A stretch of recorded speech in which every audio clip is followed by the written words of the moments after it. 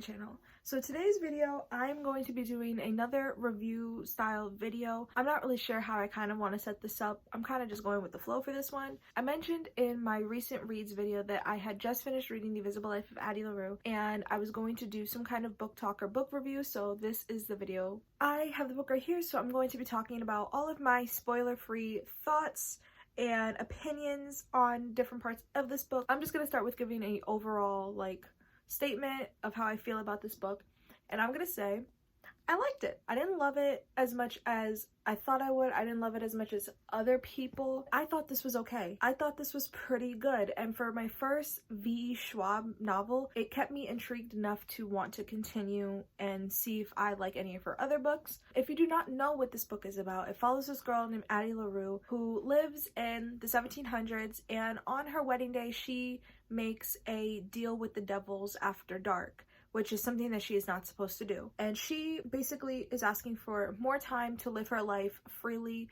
with no strings attached. So that's exactly what happens to her, except she is given immortality. And anybody who ever meets her will forget her as soon as they leave her eyesight. And she has lived a forgotten life, an invisible life, if you will, for 300 years, until one day she walks into a bookstore in New York City and finds that there is one person that remembers her. The story kind of really takes off from there, but it's told in a series of flashbacks as well as flashes to the present. I'm going to be breaking up my thoughts into different sections. So the first thing I want to start with is the storytelling. I think that the writing in here was amazing. It was extremely lyrical and it was so beautiful. I can definitely see why people love V.E. Schwab's writing in particular, and I have heard amazing things about her writing style, and I was so blown away by how well this book was written and how the story was told. It was probably one of my favorite parts of this entire novel, and it left me feeling very surprised. Like, the way she would weave in her dialogue and her descriptions was just absolutely magnificent. I could really say that this is just a well-written book. This is top tier writing. I know a lot of people who didn't like the book still believed that this was well written, and I do believe that as well. It was just phenomenal. The next thing I want to jump into is probably the characters, which characters are really important to me in books. I can excuse a book that is a little bit slower paced if the characters kind of live up to the expectation of what they are. I was not the biggest fan of Addie. I felt immense empathy for her journey and her circumstance that she found herself in and the life that she has lived. She had this really negative, Debbie Downer look at times. It frustrated me because you are given immortality and you can travel the world. You can go anywhere you want, and she decides to stay in a few places in Europe, and she's from Europe, she's from France, and she chooses to stay in France, in Europe, and doesn't really see, the world. I'm not saying I know what I would do if I was in her circumstance, but I'm saying if I was given the opportunity to be immortal and to really live my life however I want, I would travel the world. I would go and see things that I've always wanted to see, because that was the point in her getting more time, was to live her life and to see the world. And the fact that she didn't really see the world was kind of negating the whole point of this book, and I found it extremely frustrating at times. And I also did not really connect with her. There was really nothing that I could connect with. I connected with her dream of wanting to see the world and to be truly free. I really connected more with her dream and what she wanted to do with her life. But I didn't connect with her the way I wanted to. I connected more with Henry because he is just such a lovable person. He knows when he makes his mistakes, and he is so enthralled with capturing every moment and living every second like it is your last. And it is so important, and it's something that I don't do enough, and I think that's why I connected with him, because he is doing something that I've always wanted to do, which is to learn to live in the moment, and I'm not very good at doing that. And he really opened the doors and showed me that it's possible to do something like that but still stay somewhat in control. And also, not to really harp on the fact that he is also super adorable and wears glasses and loves to read, and I mean, who wouldn't like somebody who does that? So I just love him so much. He has my heart. I definitely did not feel much for Addie, and I felt a lot more for Henry and his circumstances and his life, because he's kind of he kind of feels like he's the disappointment of his family. Me, as a reader, I didn't feel that he necessarily was. The next thing I want to move on to is the plot, and I felt that this book moved incredibly slow. That was probably my biggest criticism I have of this book. I found myself at times having to put it down because I was just so bored with the way it was moving, and it wasn't necessarily the direction that the novel was going that was kind of boring me. It was literally just the pacing. Like, everything was so slowed down,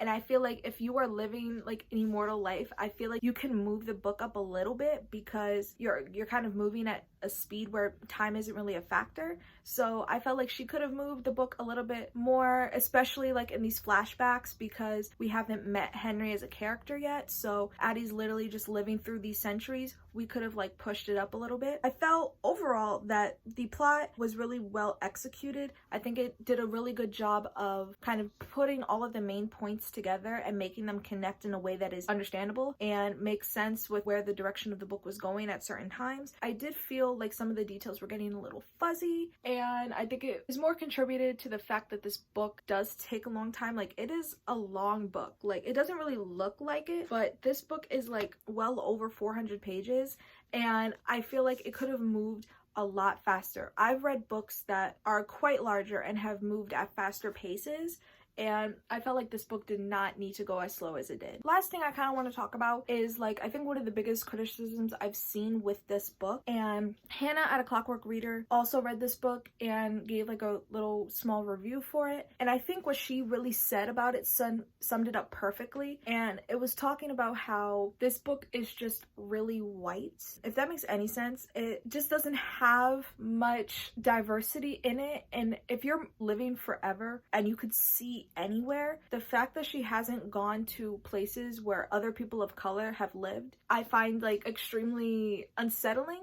to me, because she could literally go anywhere and she doesn't. And the lack of representation that is in this book is really, really sad, especially for how popular this book is. I felt like it could have benefited from, you know, characters that are people of color. It could have benefited from that experience and that narrative, especially since we're moving through the 17, 18, and 1900s. We could have gotten little pieces of history of people of color from around the world. I felt like it would have really enhanced the story, and it would have really brought this book up to where it needed to be. And honestly, I think I would have liked it a lot more had it included more people of color, because I think we all need to read more books like that. And I'm not sitting here and saying you should not read this book because it doesn't have diversity. I'm just saying that be aware that there is a lack of diversity, and if that is something that is a necessity for you in your books, this might not be one you want to pick up. That's not to say that diversity is something that you can just passively sprinkle into your books and it makes it better, because that is not the case. Not every book that I've read by a POC author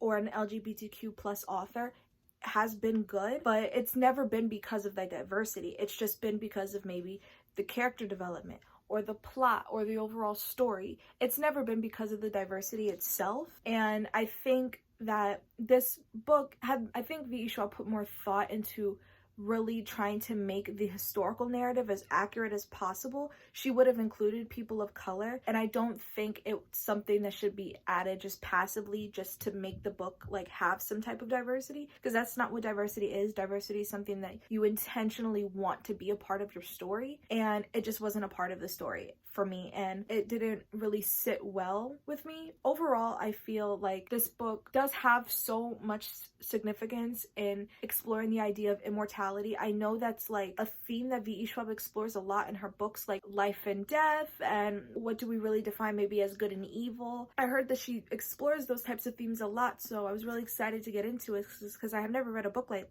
this before. But I think that it could have benefited from a lot of changes, but I can't sit here and say this was a bad book, because it wasn't. By any means, it was not. It was incredibly well written, well crafted. I thought overall it was just really good. I liked it, and I want to just sit here and say the ending was magnificent.